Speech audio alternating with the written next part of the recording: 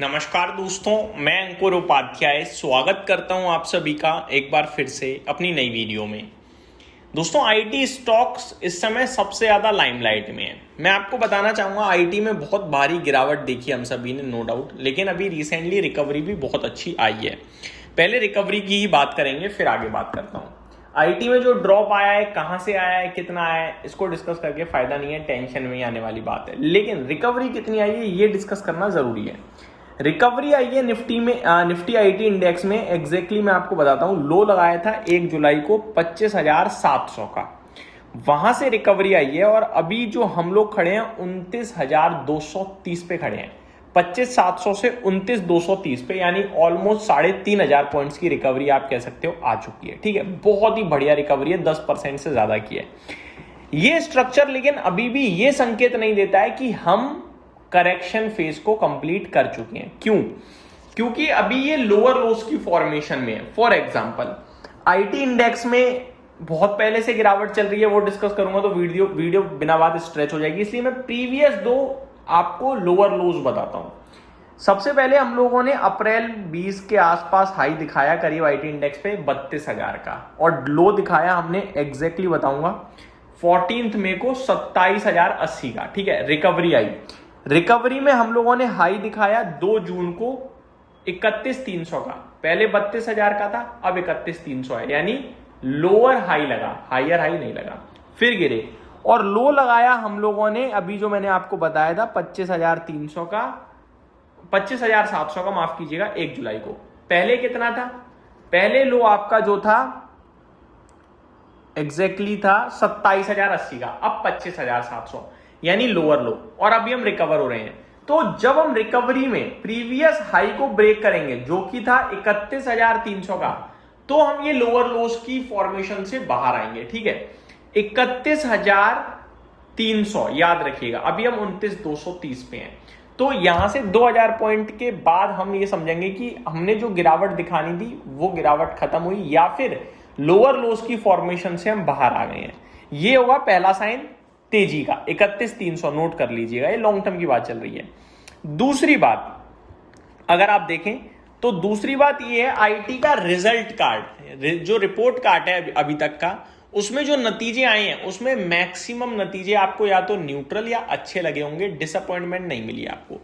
विप्रो ने जरूर थोड़ा सा निराश किया, स्टॉक भी नहीं चला, लेकिन बाकी तो टेक महिंद्रा ने तो देखो क्या तगड़े नंबर दिए, ऊपर चला गया। HCL टेक के भी नंबर्स न्यूट्रल अच्छे ही थे, लेकिन शेयर नीचे गया था क्योंकि रिजल्ट से पहले 6% भाग गया था, लेकिन 2 दिन बाद चलने लगा दोबारा। TCS तो अपने नतीजों के बाद ऊपर ही ऊपर जा रहा है। अब एकमात्र हमारे पास बड़ा नंबर रह गया है इन्फोसिस का, और वो भी आने ही वाले हैं, रिजल्ट्स ज्यादा दूर नहीं है। तो इन्फोसिस के नतीजे और आज इसी वीक आएंगे आई थिंक, इन्फोसिस के नंबर्स भी। तो इन्फोसिस के नतीजे और आ जाएं, फिर हमें क्या होगा, एग्जैक्टली 4 दिन के अंदर आने वाले हैं जो रिजल्ट्स आने वाले हैं इसके। एग्जैक्टली डेट मेरे को नहीं दिख रही है यहाँ पे, बट वो भी मैं आपके साथ शेयर कर ही दूंगा। तो इन्फोसिस के नतीजे और जैसे ही आ जाएंगे ना, मान के चलो सारा आईटी हमारे पास रिजल्ट्स के बेसिस पे आ चुका होगा। अब TCS ठीक था, HCL टेक ठीक था, टेक महिंद्रा अच्छा था, इन्फोसिस हमें मिल जाएगा। मिड कैप से हमने नंबर्स जो है परसिस्ट 2-3 कंपनियों के देख लिए हैं, LTM के देख लिए हैं, LTI के देख लिए हैं, सॉरी LTTS के देख लिए हैं, LTM के देख लिए हैं, और 1-2 के नंबर देख चुके हैं हम, जो कि ठीक ही थे, कहीं से दिक्कत नहीं मिली है हमें।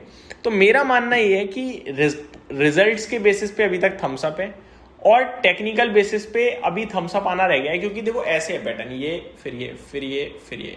तो अब ये एक बार प्रीवियस हाई को ब्रेक कर दे तो ज्यादा कॉन्फिडेंस आएगा। अब तीसरी बड़ी बात, कोरियन मार्केट, ताइवान के मार्केट, जापान के मार्केट में सेल ऑफ है।